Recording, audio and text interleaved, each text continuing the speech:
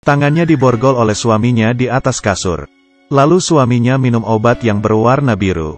Setelah merasa dirinya sudah bisa, kemudian ia bersama istrinya, Jessie, bermain kartu remi.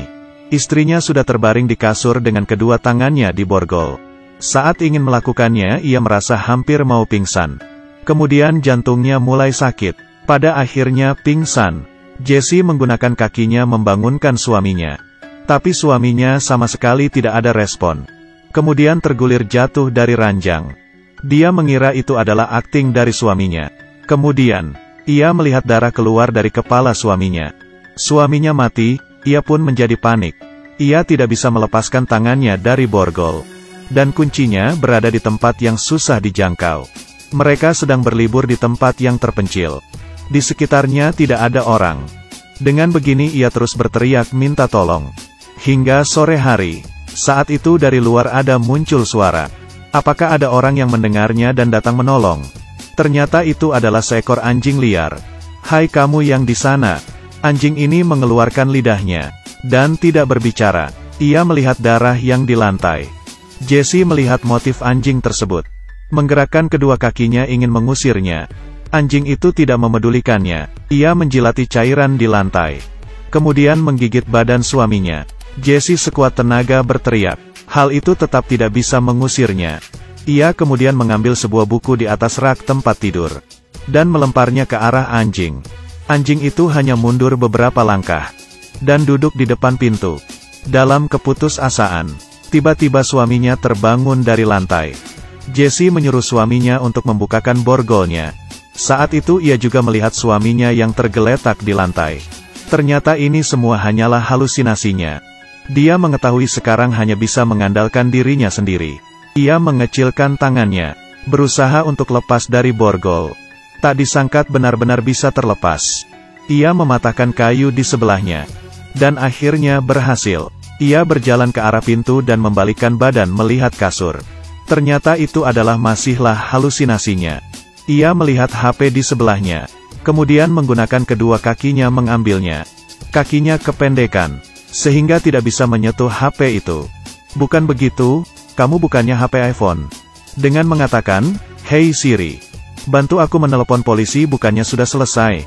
Disayangkan, dia tidak mendengar apa yang aku bilang. Waktu berlalu cukup lama. Dia sekarang kehausan. Tiba-tiba teringat di atas rak tempat tidurnya ada air. Ia mengarahkan tangannya ke paling atas. Kemudian perlahan-lahan, meraih ke atas. Air itu perlahan-lahan bergerak. Dia hati-hati melakukan tindakannya, dan akhirnya bisa mengambil sebuah cangkir air. Saat itu, situasi yang canggung muncul. Karena keterbatasan tangannya yang diborgol. Air yang jelas-jelas di tangannya, tidak bisa digapai oleh mulutnya. Ia pun hanya bisa meletakkan kembali air itu. Anjing yang kelaparan ini pun mulai berani. Ia langsung berjalan ke arah suaminya. Dia harus mencari cara untuk melepaskan tangannya dari borgol. Kalau tidak cepat atau lambat dia akan dimakan oleh anjing ini. Ia memegangi sebuah kertas harga baju. Dengan begini seharusnya sudah bisa.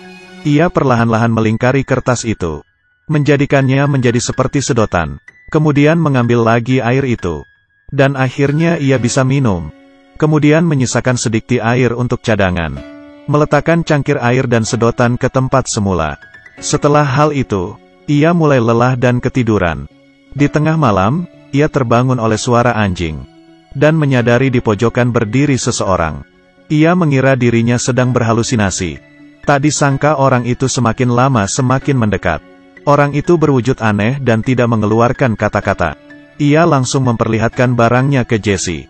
Dalamnya berisi tulang dan perhiasan. Ini seharusnya bukan penyabut nyawa yang datang untuk mengumpulkan tulang orang kan? Jessie mengedipkan matanya lagi. Jangan lihat, jangan lihat.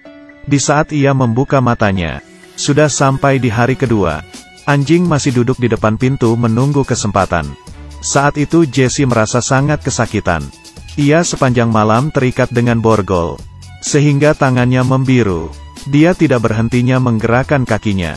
Agar darah bisa mengalir ke tangannya. Kemudian ia mengambil air untuk minum lagi. Saat terbaring ia menyadari anjing berada di sebelah kakinya. Kemudian ia langsung lompat dan menggigitnya. Ia yang kesakitan langsung menendang anjing itu. Anjing itu mulai agresif. Ia harus dengan cepat mencari cara untuk melepaskan borgol. Ia memutuskan keputusan yang sangat berat. Ia mengambil cangkir, kemudian memecahkannya, lalu memilih sebuah serpihan kaca dari rak di atasnya, dan melukai pergelangannya. Darah mengalir dari tangannya. Ia menggunakan kesempatan itu, dan berhasil melepas tangannya dari borgol. Kemudian ia mengambil HP-nya untuk melapor polisi. Tapi ternyata sudah tidak ada baterai. Tapi untungnya dia mengambil kunci borgol, dan berhasil membuka borgol di tangannya yang lain. Ia mengambil kain untuk menutupi lukanya. Setelah itu, dia bersiap untuk mengambil kunci mobil dan pergi dari tempat itu. Tapi baru berjalan 2 langkah, ia pun pingsan. Tidak lama kemudian, dia terbangun karena kesakitan. Anjing sedang menggigitnya. Setelah mengusir anjing itu, ia mengambil kunci mobil dan pergi. Di lorong muncul pria yang aneh. Kebiasaan orang ini adalah mengambil barang berharga orang lain.